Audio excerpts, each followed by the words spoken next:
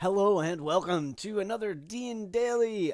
I'm Gregory. This is 1 in 20 D&D, and I am fascinated by what happened this week. I have talked about it extensively, so I'm only going to take a brief moment today. It is Saturday, and I'm just kind of reflecting back on what happened. The folks at Critical Role must just be out of their minds right now. They are currently at almost $6,750,000 on their Kickstarter. They just started at the beginning of the week. They have a total of 45 days for the whole campaign of the Kickstarter. And it just boggles my mind. I'm so ecstatic for them. I keep repeating myself. So I'm not going to spend any more time in today's D&D Daily going on and on about it. However, I did watch Thursday night's game, and that was a lot of fun. They were all in high spirits. They had a great game session, and played a very. It was weird. On a certain level, I felt like it was a little bit of a callback, or a, how do I want to say, slightly reminiscent of some other things that they had dealt with. They had to deal with a succubus and an incubus, and on some level, I feel like it's like they've been here before. Although I guess they probably haven't. It's just the way I felt. It was weird watching it. It was kind of like, oh, haven't they done that? Haven't they fought those already or something like that? Well, the Mighty Nine certainly hasn't, so it'll be interesting to see how that goes. And I actually don't even know if Matt did it in the first campaign at all. It's weird. I had this weird. It must be me. I felt like I had this weird like deja vu with what they were facing, and I'm probably totally wrong about it. So I don't know what that was about. It was a cool session. They're searching around the town and getting to. Well, Bo had a great conversation as well as a training session with Dyron. I think it's Dyron. I hope I'm pronouncing that right. Dyron, whatever. Anyway, her mentor from the Cobalt Soul. And if you have no idea what I'm talking about, I apologize. This is, of course, I'm referring to Critical Role's second campaign, which is the Mighty Nine group, and I'm talking about Bo, which is Marisha Ray's character, her monk. And anyway, enough about that. It was just an interesting session. I really enjoyed it. I'm totally digging the chain. They're on episode 6, session 6, whatever they're calling it. Really digging the chain. It's such a unique game. Very, very unique game. And things are, I think now, Matt Colville has said that things have kind of settled.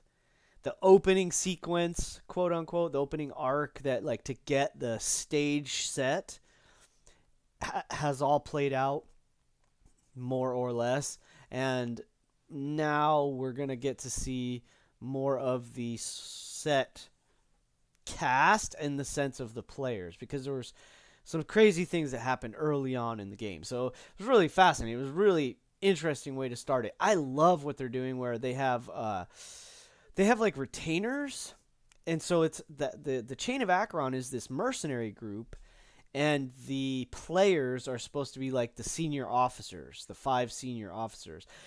They have junior officers that are their retainers. So like each player has maybe anywhere from 0 to 3 or 4 retainers based on their charisma.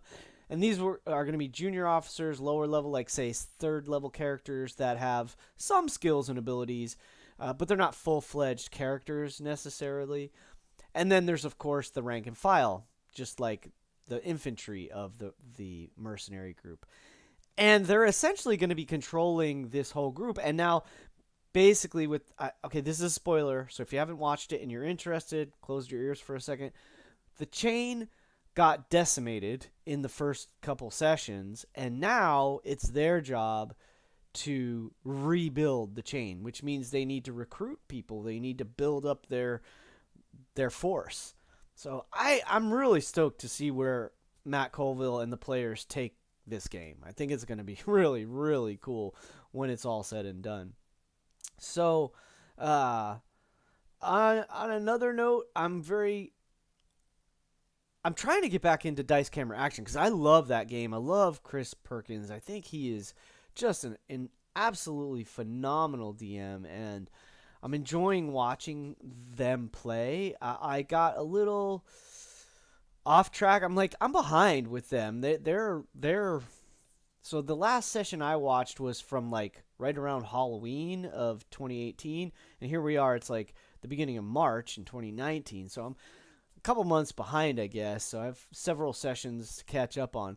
I really dig where they're at, and Chris is amazing at like bringing so many different story elements and weaving them into his game. It's just phenomenal and so much fun to watch.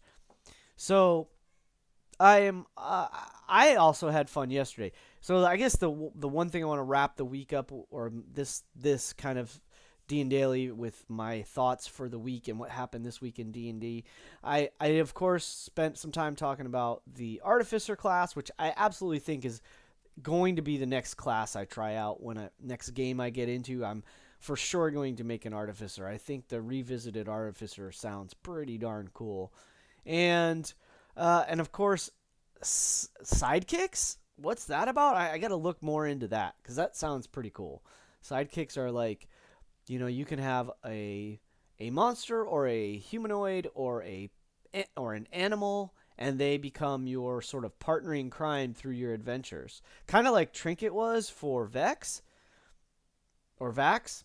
Vex? Vax. He's Vax. I'm Vex. Anyway, if you don't get that joke, I understand. Go watch Critical Role. You'll enjoy every minute of it. There's hours and hours of Critical Role to enjoy. They're on podcast too. If you don't want to watch it, you could just listen to it on podcast. But anyway, yeah, we played our game yesterday, our weekly game. We couldn't play Tuesday. I had some family stuff that came up really last minute and sort of unexpected, so I had to handle that. That's the way things go sometimes. We were able to reschedule for last night, Friday night. We played a kind of a shortened game. We didn't play the full like 2.5-ish or 2 hours, 3 hours that we like to play, but it was fun nonetheless. And the players are now level 3. Yay! So now they get to like our warlock actually really gets to become the hexblade that he wants to be, which is super cool. And our fighter can now actually be the arcane archer that he wants to be. And our barbarian is going to become a bear totem to start out with, which is super cool. There's some stuff I want to work in with.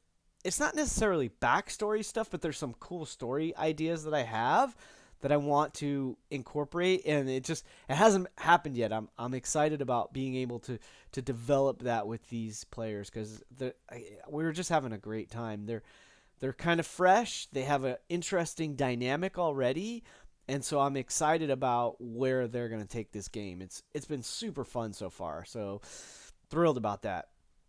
I'm in the process of editing one of our. I hope it might be the last Car Wars session that I have to that I have to edit from our Car Wars tournament. And I'm probably going to finish that tonight or tomorrow and get that posted. So I'm getting close to having the 2 videos a week. I haven't started my challenge, my 30-day challenge yet of actually making sure there's 2 game videos going out every week. I'm going to get there. I promise it will happen. For now, I'm just sort of I'm in the process of getting to that level. So I have to do more editing and get things prepped a little bit ahead of time maybe. So that's what I'm working on setting up right now. And today, actually in just about 10 minutes, we're going to play another BattleTech session. So I'm stoked about that. I can't wait. We're having a super blast playing the BattleTech RPG game, and of course Brett is a phenomenal GM, so it's been fun. Hopefully you've checked out some of those videos. They're different. It's so different than Dungeons and Dragons, so if you're only familiar with Dungeons and Dragons, I really want to recommend you check out some other role-playing games. There's plenty of them out there. Cyberpunk, Shadowrun, Vampire the Masquerade. There's just countless phenomenal role-playing games out there. Try some other ones out. D&D is phenomenal. It's my favorite, and I think it's a good idea to have exposure to some other game styles and game systems because it helps you appreciate the finer points of 5th edition role playing of D&D. So anyway, that's what I got for you today. Thanks for stopping in. I am Gregory. This was 1 and 20 D&D. Thanks for checking out DnDaily number 52. I will be back soon with another one. I hope to see you at a table someday. Tonight I'm going to be rolling 6s, so wish me luck. But until I see you next time, keep rolling 20s.